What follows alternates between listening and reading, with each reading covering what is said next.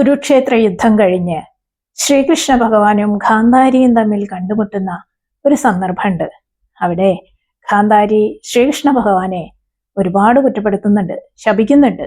എല്ലാവരെയും കൊല്ലിച്ചത് ഭഗവാനാണ്, ഭഗവാൻ വിചാരിച്ചാല് ഇത് ഒഴിവാക്കാമായിരുന്നു എന്നൊക്കെ പറയുന്നുണ്ട്. കൂടാതെ ബോണസായിട്ട് ഒരു ശാപവും കൊടുക്കുന്നുണ്ട്.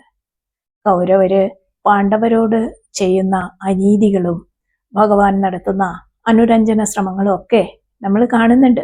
എന്നിട്ടും അവസാനം വഴി കേൾക്കുകയാണ്.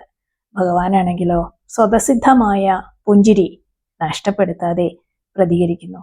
നമ്മുടെ ദൈനംദിന ജീവിതത്തിലും ഇതുപോലെയുള്ള ധാരാളം സന്ദർഭങ്ങൾ വന്നു ചേരാറുണ്ട് അല്ലേ?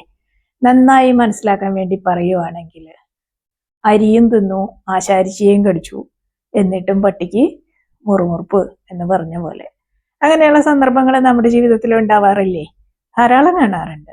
ഇവിടെ ഇങ്ങനെയാണ് വഴി എന്ന് പറഞ്ഞ് നീങ്ങുന്നതിൻ്റെ ഒപ്പം നമ്മുടെ മുഖത്തെ പുഞ്ചിരി മായാതിരിക്കാനും ധർമാനുസൃതം കർമ്മം അനുഷ്ഠിക്കാനും മറക്കരുത്.